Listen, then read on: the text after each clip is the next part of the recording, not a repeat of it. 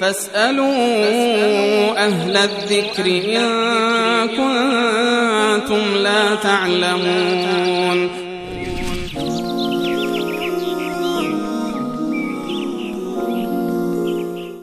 سوال بعدی بیننده در مورد این است که پرسیدن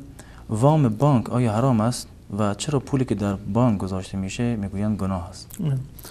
درباره ربا ما آیات و احادیث بسیار صریحی رو داریم از خداوند متعال و از رسول الله صلی الله علیه و سلم نقل شده و همچنین اگر ما از نظر عقلی هم بنگریم میبینیم که ربا یک نوع ضررها و آثار بسیار سوی رو در جامعه اسلامی و غیر اسلامی به بار خواهد آورد. خداوند متعال صراحتا در قرآن میفرماید یا ایها الذین آمنوا اتقوا الله و ذروا ما بقی من الربا، ای کسانی که ایمان آوردید از خداوند متعال بترسید و ربا را ترک بکنید. گرچه حتی مسلمانانی که قبل از اسلام با ربا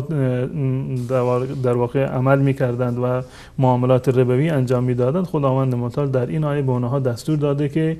مابقی رباهایی که مونده اونها را ترک بکنند و حق ندارند که اونها را بگیرند. و همچنین قبل از این آیه خداوند متعال صراحتا این مطلب رو بیان کرده که یمحق الله الربا و یربی الصدقات، الله متعال ربا را محو میکند، یعنی نابود میکند، بی برکت میکند. و همچنین در روایتی هست از رسول الله صلی الله علیه و سلم، روایت عبدالله بن مسعود هست که امام مسلم و اصحاب سنن اینو روایت کردند که رسول الله صلی الله علیه و سلم فرمودند لعن الله الربا، الله متعال ربا را نفرین کرده یا خداوند متعال ربا را نفرین بکند. و اضافه بر این 4 مورد دیگر رو رسول الله صلی الله علیه و سلم در مورد ربا لعنت کردند: آکله و موکله و کاتبه و شاهده، همون کسی که ربا میخورد، همون کسی که ربا میدهد، همون کسی که عقد و قرارداد نکاح این ربا را مینویسد و هم 2 نفری که در واقع شاهد هستند برای این عقد و قرارداد